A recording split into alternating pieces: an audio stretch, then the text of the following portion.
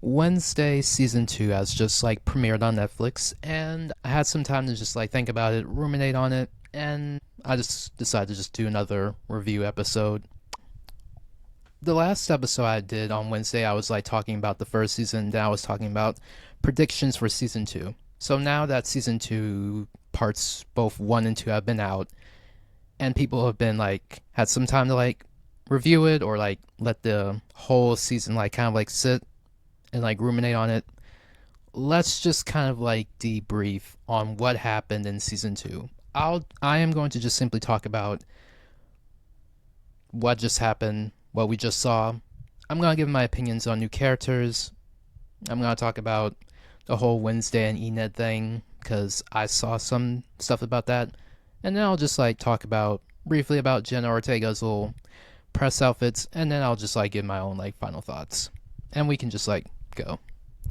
So, without further ado, welcome back to Let's Discuss. I'm your host, Nick Marshall, and I just simply get on here and just simply talk about wherever I want. Just feel free to just simply take a seat somewhere, relax, suss out the vibes.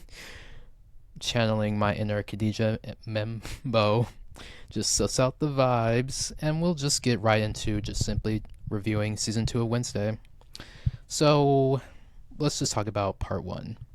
The story picks up where it left off, with Wednesday under the impression where she can control her powers during summer break, and to put it to the test, she tracks down a serial killer, but in the middle of her confrontation, she experiences like a psychic exhaustion where she just randomly, how I put this, when I guess like by trying to like control her powers or like forcing her powers to like work in her favor, now when someone touches her, she instantly gets a vision, her head turns back, and then she starts bleeding out from her eyes. That's what's happening. When she gets to Nevermore, Pugsley has like a little bit of a growth spurt, and now has like shocking powers, and he's also attending Nevermore with her. And as soon as they're like on their way, we see a man taking pictures of a couple, and then talking to Sheriff Galpin, and a woman, not a woman, we'll get to that later, but like he is suddenly killed by like a flock of birds. So now it's building up suspense for like the rest of the season. So now they get to school, and the school has made some changes this year. One being the new principal, played by Steve Buscemi, Mr. Dort, and the second being is that Nevermore's resident tortured artist and like heartthrob and like eye candy Xavier Thorpe is not coming back. This is like, this is due to like alleged like allegation, like alleged claims of like Percy Hines White. I won't get into that. I sort of got into it last episode, but that's just I don't know. That's too many like legal troubles. Either way, he's not coming back anytime soon. But how they made it like more like, I appreciate like how they like handled it was like pretty good, I would say. Like, because of like Xavier Thorpe's like, well, last season Wednesday thought that Xavier was the Hyde that was killing everybody. So Xavier was accidentally framed as a Hyde and a murderer, and he was almost like sent to jail, forever. And because of his father's like, because of who his father is, his father is very famous. He's one of like Nevermore's like richest alumni, and like donation, like he gives like bigger donations because it's a private school, so it kind of like it kind of like private schools kind of like run by like by like the students' parents' money and donations, all that. So because of like those like allegations that were against Xavier, he pulls Xavier from the school. Now he's attending school in Switzerland. That's actually pretty like, it actually makes sense to the story It actually makes sense because like I won't get into it, but like anyway, it makes sense. And also, my own personal note, as I kept watching the season, I wouldn't like I may I'm not even sure like Xavier was written out because of like the allegations anymore. I generally now think that like because of how the story's playing out, they just didn't really see that much of a fit for Xavier to even be in the show because like I cannot see like Xavier at all. I don't really see how he would just kind of like get in the way with how the story's shaping out so far. Maybe that's just in my head. Like he would just get in the way. But the first part was kind of like in general was kind of like a mixture of like dark material while still like copying like similar events to like first season, like with the Poke Cup race to the Color Wars in the third episode, season two. The whole first part of the show was mostly Wednesday trying to like find out who her stalker is and like who like and also and also she kind of like got a vision of like being responsible for Enid's impending death.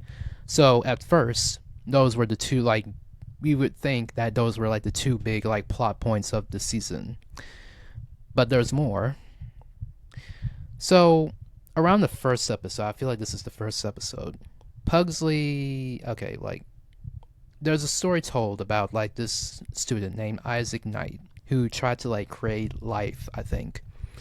And a big accident happened and then which killed him. And now he's buried under like this tree or like a skull.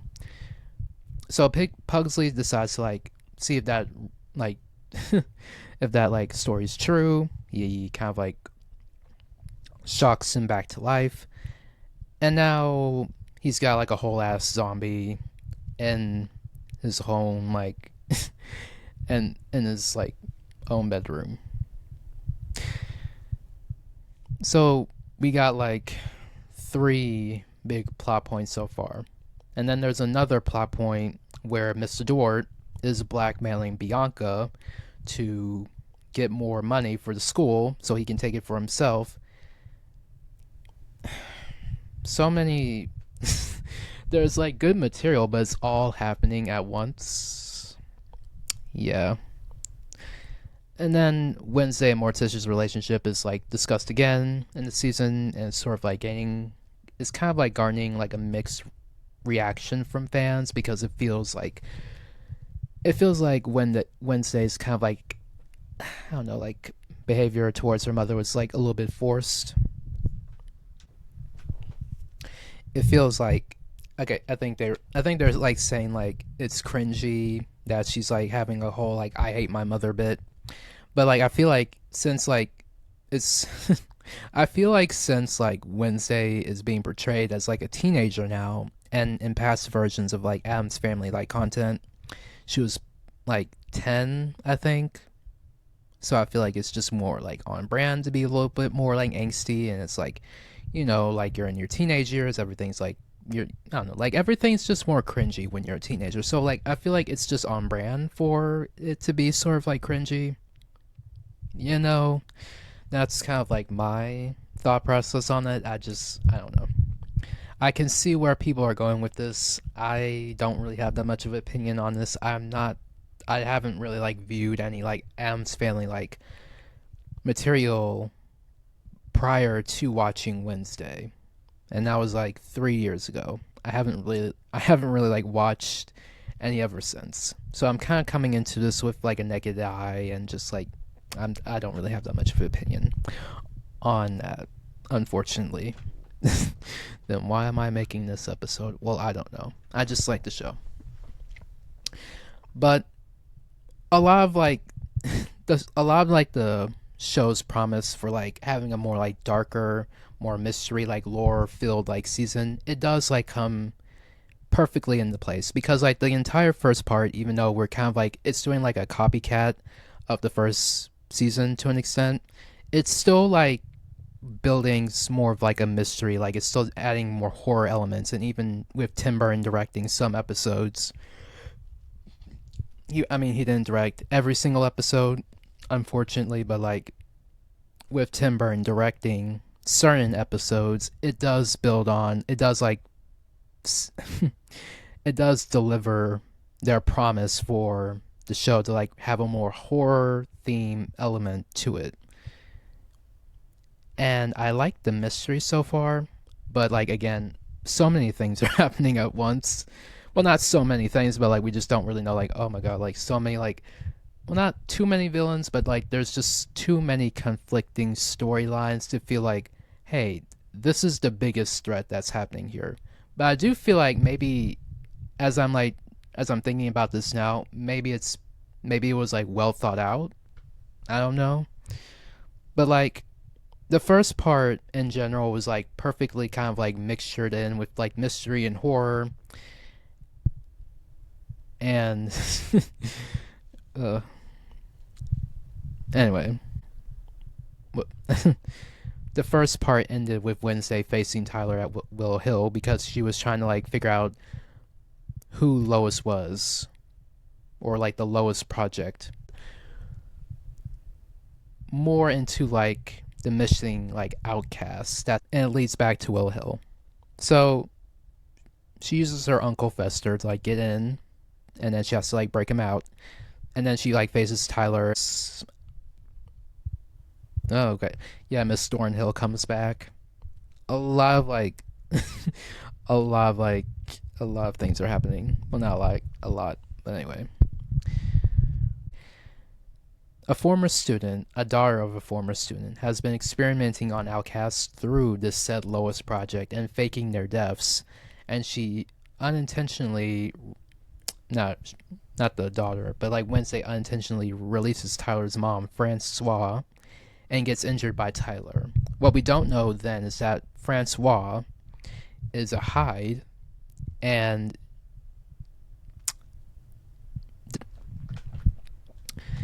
now part two, Wednesday comes out of her coma because like it ended with her being in like a coma.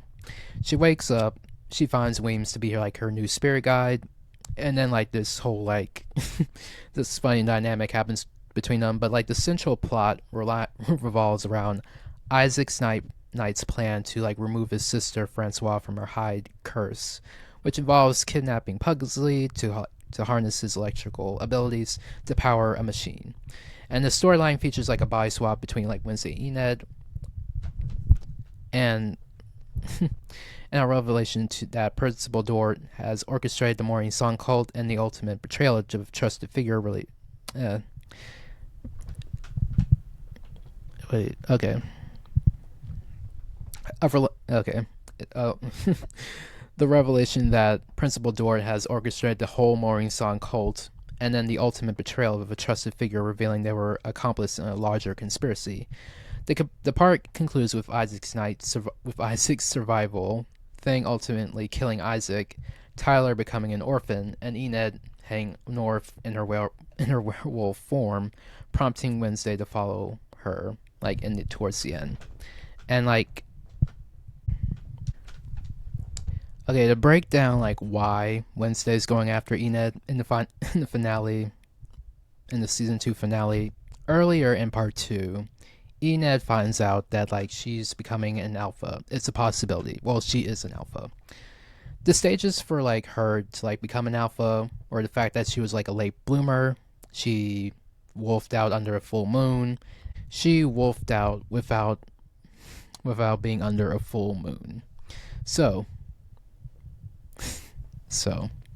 she's afraid of like her becoming a werewolf and like having to like, okay, if she wolves out under a full moon, she won't be able to like return back to her human form, and she will be hunted and killed by other werewolves, and it's a very like scary like existence for her to like exist in. It's just it's very anxiety inducing.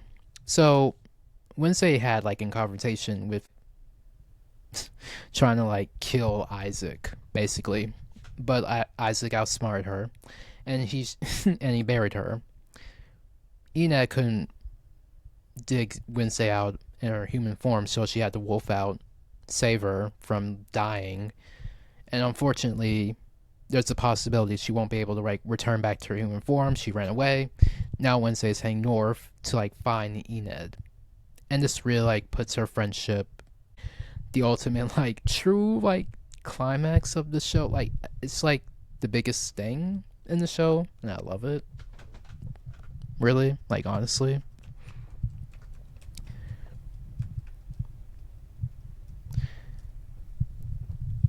Okay, to like give my opinions on like the new characters. So Agnes, the new character, like the new student at Nevermore, she's weird and like sadistic, but like a fun character. And she really did like steal the spotlight in almost like every single scene. And many fans have said that like she's basically what Wednesday was in the past.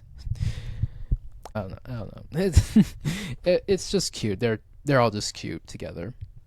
It's like the Powerpuff Girls, basically. Right? It's the Powerpuff Girls. So Mr. Dort, I kind of figured he was going to be one of the villains of the season. It was sort of like a nice twist that he was like the one who found Morning Song, because I feel like that whole like storyline with the Morning Song kind of cult.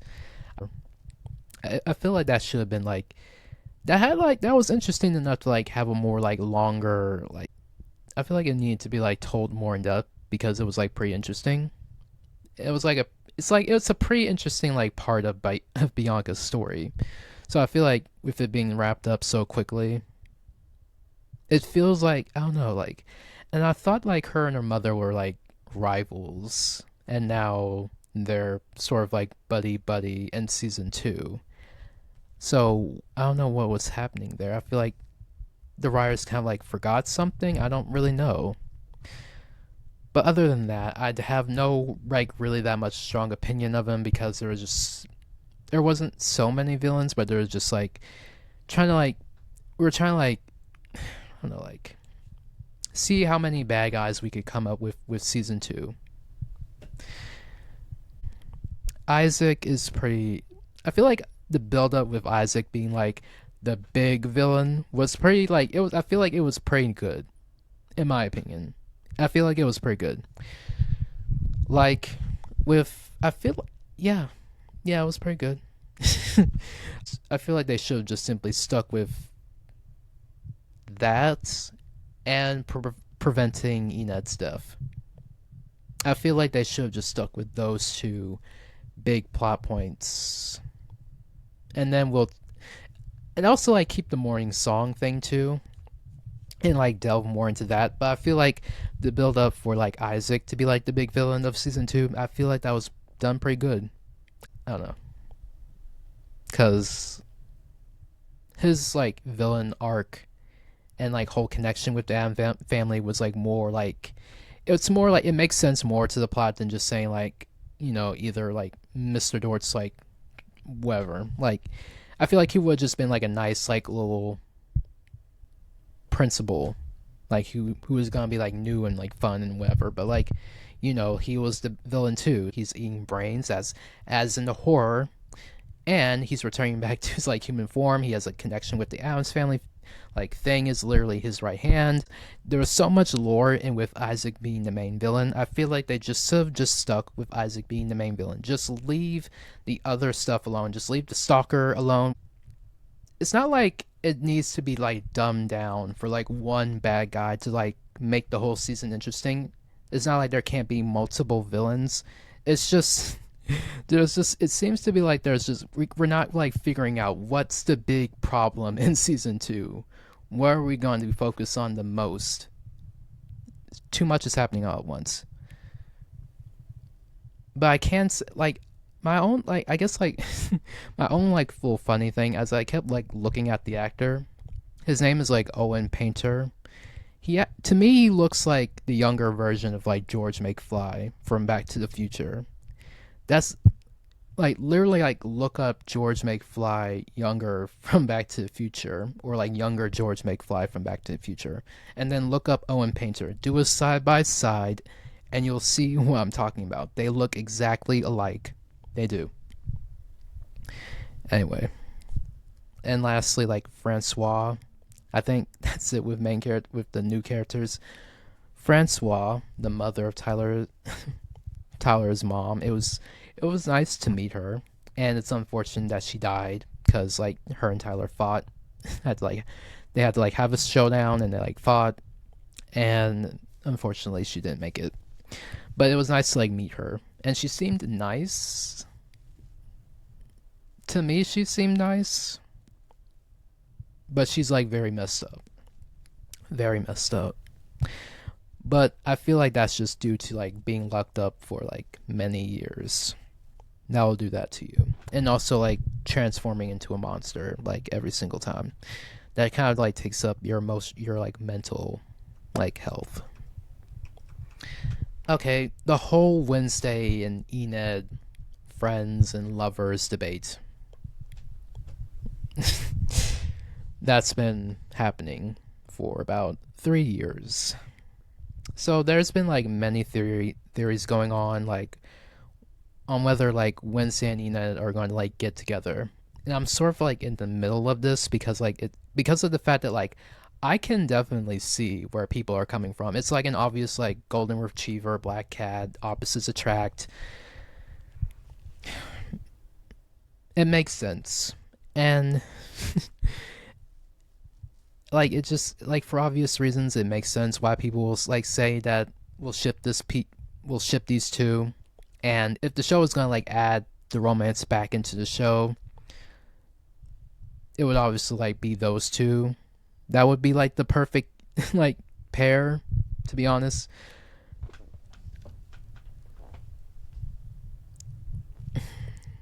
I don't really see it as like a huge loss, like that the showrunners said that they weren't really going to be exploring that.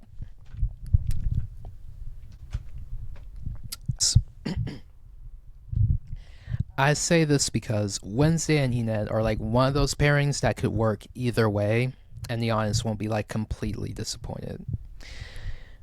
I made a whole episode like months ago, like when a ship works both ways. That's the title of the episode, and they're like, I was talking about how like they do fall under that they do fall under that like dynamic of like the pair being both like they can be like both friends and like or like lovers, and the audience won't be like completely disappointed because of their chemistry and like the whole like good balance of it's like a good, I don't know, it's like a good writing strat. I don't know, it's I was talking a lot, but like in general they do balance the other out, and throughout the season it's shown that like Enid is like the most important person to Wednesday, and it's more touching because like it would be like more cliche if they did add back in the romance of the show. And Enid's the obvious love interest. And it's more cliche that like Wednesday finding out that she's responsible for Enid's death to just simply like save her girlfriend because it's expected of her. But like it's a true test to see if she actually gives a damn about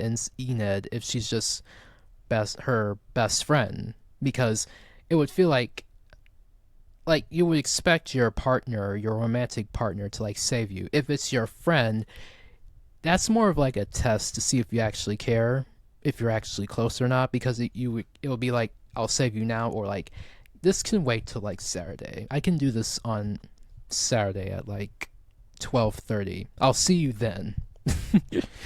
But like it's a true test to see if like Wednesday actually gives a shit about Enid, and she passed. She actually does give a shit.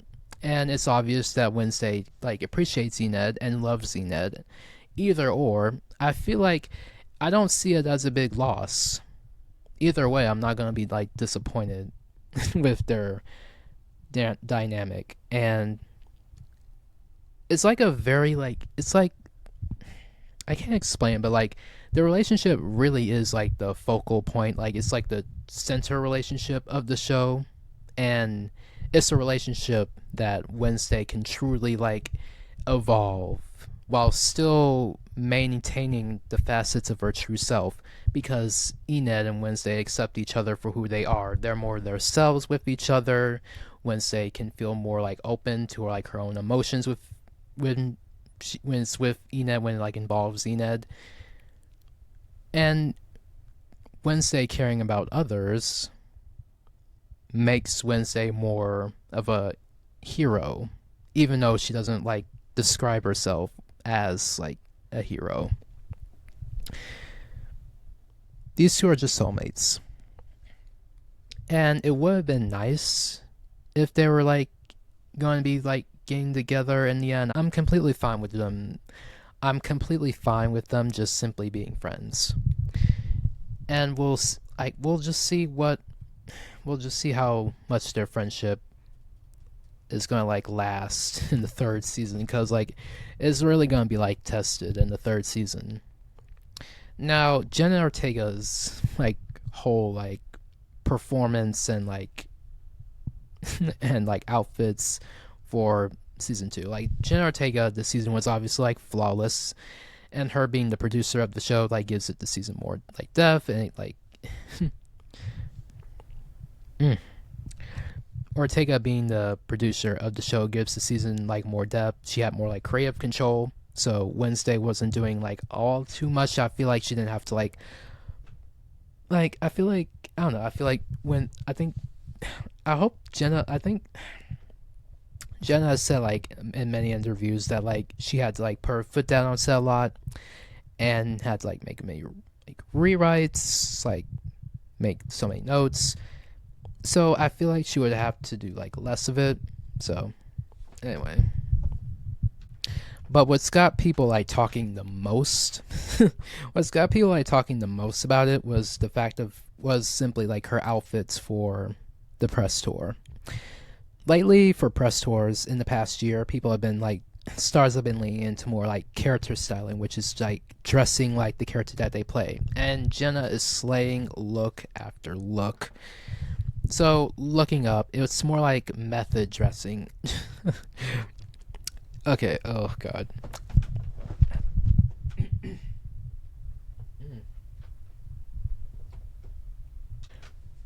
If I'll method dressing. The outfits styled by Enrique Melendez, I think that's the name, are seen as the oh god.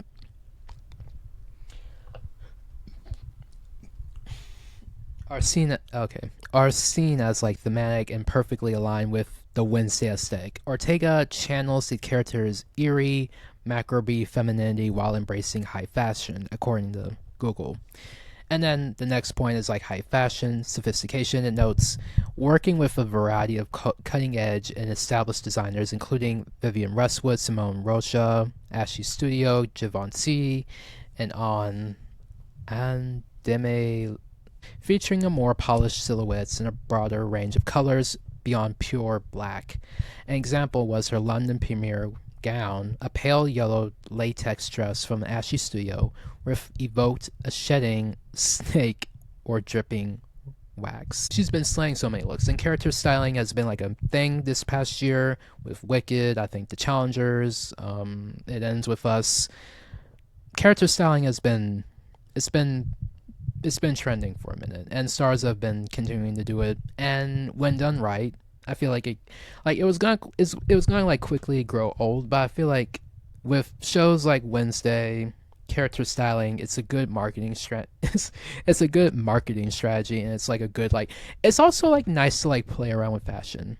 Like fashion is fun. It can be fun, and just seeing like celebrities playing around with fashion, it's always fun. Now to kind of like just simply close out my thoughts, the whole season didn't like disappoint me personally. Although I feel like I kept saying there were like so many like filler storylines that we couldn't really like focus or like get like handle on like what was like the actual theme or goal at the end. This season did fulfill the promise that it's going to lean more into darker horror elements, and it didn't fail. Especially with the fact that like Wednesday, there was another like whole mystery of like Wednesday like trying to like find out what happened to Ophelia, because like Ophelia is like Morticia's sister, and it was like said that Ophelia had gone mad, and now Wednesday got a vision that Ophelia is alive, and that she's saying like she has like a prophecy like Wednesday must die. So it didn't fail with like leaning more into horror. Tim Burton should like obviously like take more full directing should just take a full directing role because of the animation sequence. Like the stop motion animation sequence was like perfect, chef's kiss. And the season concluding, like it's just gonna the whole like season, like even though like people are gonna like point out some like they're gonna do a much more better job than me like pointing out what this season could have done better. I do feel like the ending is pretty like it's pretty good enough, and I feel like it's gonna like lead more people to like be more curious into it's gonna like lead people to like be more curious into like what's gonna happen next season. So some would say this isn't like the best season, but I won't say it's like the worst season. The second season is like obviously like exploring more like lore and finding its footing. I feel like it's gonna be lasting for at least 2 more seasons. I feel like it's gonna have at least 4 seasons, I bet. So I feel like by season 3, I feel like it's gonna like find more of an actual like strength.